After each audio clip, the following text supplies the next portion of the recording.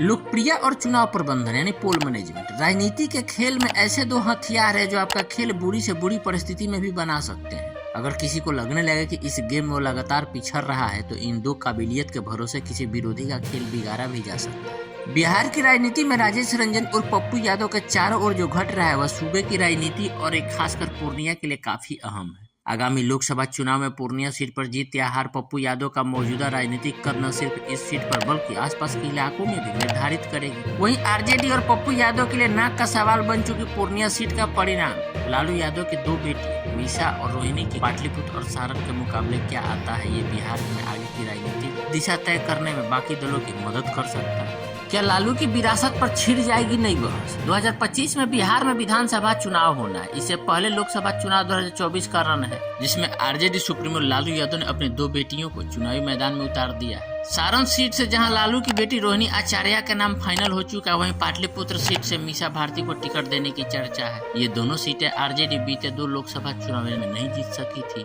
ऐसे में इन दोनों सीटों पर 2024 का परिणाम भी अगर बीते दो लोकसभा चुनाव की तर्ज पर रहा तो पप्पू यादव अपनी सीट निकालने में कामयाब रहे और पप्पू यादव अपनी सीट निकालने में कामयाब रहे तो सूबे में एक नई राजनीतिक बहस छिड़ना तय है। ये बहस बिहार की राजनीति में लालू की राजनीतिक विरासत के एक्सेप्टेंस के आसपास घूमेगी।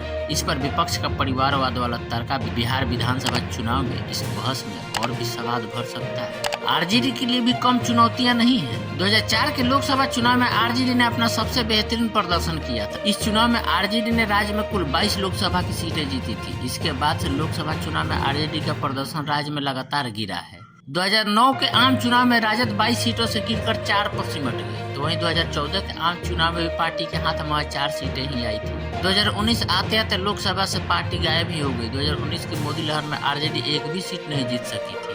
बिहार में महागठबंधन की गाड़ी की ड्राइविंग सीट पर बैठे लालू यादव पर गठबंधन को 2024 के आम चुनाव में न सिर्फ अधिक से अधिक सीट जीतवाने का दबाव है, बल्कि अपने दोनों बेटों तेजस्वी और तेज प्रताप के बाद दो बेटियों रोहिणी आचार्य और मीसा भारती को चुनाव जिताकर लोकसभा भेजने का भी प्रेशर रहेगा। खासकर तब जब सारण सीट आरजेडी के लिए एक तरह से राजनीतिक विरासत के तौर पर देखी जाती रही हो। सारण सीट से लालू यादव खुद 4 बार सांसद रह चुके हैं। वो पहली बार 1977 में सीट से जीतकर संसद पहुंचे थे। 2009 में लालू यादव आखिरी बार इसी सीट से जीतकर संसद पहुंचे थे। इसके बाद 2014 में लालू यादव की पत्नी राबड़ी देवी ने सारण सीट से चुनाव लड़ा और हार गई। फिर 2019 में लालू यादव के समधी चंद्रिका राय को पार्टी ने इस सीट से मैदान में उतारा। वो भी पार्टी को अपनी खोई सीट जिताने में कामयाब नहीं हो सके थे। पाटलिपुत्र की बात करें तो मीसा भारती इस सीट से 2 बार अपनी किस्मत आजमा चुकी है। उन्हें दोनों बार 2024 और 2019 में हार का सामना करना पड़ा था। लेकिन पूर्णिया में पप्पू की जो पॉपुलैरिटी है उसका जवाब नहीं है, क्योंकि कल देखा गया था नामांकन में जो भीड़ उमड़ी थी, लेकिन लालू यादव भी अचंभित हो गए। इसमें कोई दो राय नहीं कि पप्पू यादव बिहार के पूर्णिया और कोसी क्षेत्र जैसे सुपौल, सहरसा, मधेपुरा में काफी पॉपुलर है। इलाके में उनकी छवि एक जमीन से जुड़े नेता की है और इन सीटों से उनका चुनावी प्रदर्शन इस बात की गवाही भी देता है। पप्पू यादव पूर्णिया से 3 बार सांसद रह चुके हैं।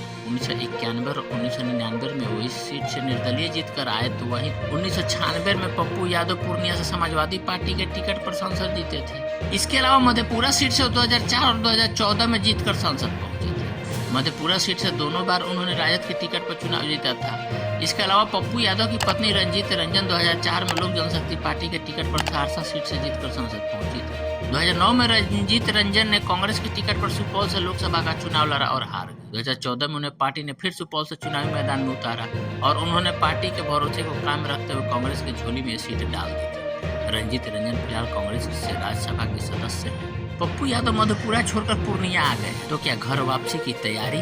2 बार मधेपुरा से सांसद रह चुके पप्पू यादव इस बार पूर्णिया सीट को लेकर अड़ गए। बगावती त्योहार और गठबंधन धर्म को तोड़ते हुए उन्होंने गुरुवार 4 अप्रैल को इस सीट से पर्चा भर दिया। 2019 में पप्पू यादव को इस सीट पर हार का सामना करना पड़ा था। अगर जातीय समीकरण के हिसाब से भी देखें तो पूर्णिया सीट पप्पू यादव के लिए ज्यादा मुफीद नजर आती है। अगर जातीय समीकरण के हिसाब से भी देखें तो पूर्णिया सीट पप्पू यादव के लिए ज्यादा मुफीद नजर आती है। मधेपुरा लोकसभा सीट पर करीब 22% यादव वोटर है, करीब 13% मुस्लिम वोटर है। इस सीट पर 35% मुस्लिम यादव वोटर की तुलना में पूर्णिया सीट पर यह आंकड़ा करीब 50% के आसपास पहुंच जाता है। पूर्णिया में मुस्लिम मतदाताओं की संख्या करीब 40% है, तो यादव वोटर की तादाद करीब 8 से 10% है। इस लिहाज से पप्पू यादव को मधेपुरा के मुकाबले पूर्णिया सीट अधिक सुरक्षित नजर आती है। इसके अलावा पप्पू यादव पूर्णिया से 3 बार सांसद भी रह चुके हैं। तीनों बार उन्होंने यह सीट अपने दम पर जीता था, जबकि मधेपुरा सीट पर जीत उन्हें राजद के टिकट पर मिली। यही कारण है कि पप्पू यादव पूर्णिया सीट के लिए दुनिया छोड़ देने की बात कह चुके हैं। बगावत से पप्पू यादव का पुराना नाता है। पहली बार पप्पू यादव के विधायक बनने की कहानी भी बगावत से जुड़ी है। दरअसल पप्पू यादव 1990 में पहली बार विधायक बने थे। उस साल वो मधेपुरा के सिंहेश्वर विधानसभा सीट से निर्दलीय चुनकर आए, तब उन्हें जनता दल के टिकट नहीं मिला था। इसके बाद उन्हें निर्दलीय चुनाव लड़ा था।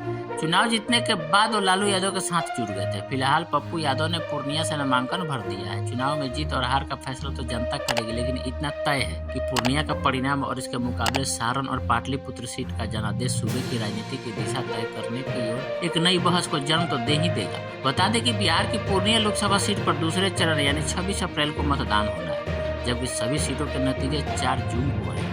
पूर्णिया सीट से आरजेडी ने बीमा भारती को टिकट दिया तो कांग्रेस के पप्पू यादव निर्दलीय ही चुनाव मैदान में उतर पड़े। बिहार कांग्रेस ने पप्पू यादव पर अल्टीमेटम दिए, नामांकन वापस लेने के लिए कहा। बिहार की पूर्णिया सीट से पप्पू यादव निर्दलीय चुनाव मैदान में उतर गए हैं। महागठबंधन की यह सीट राष्ट्रीय जनता दल आरजेडी के कोटे में है। आरजेडी की बीमा भारती सीट से विपक्षी गठबंधन के उम्मीदवार है, लेकिन पप्पू यादव के नामांकन ने महागठबंधन की टेंशन बढ़ा दी है।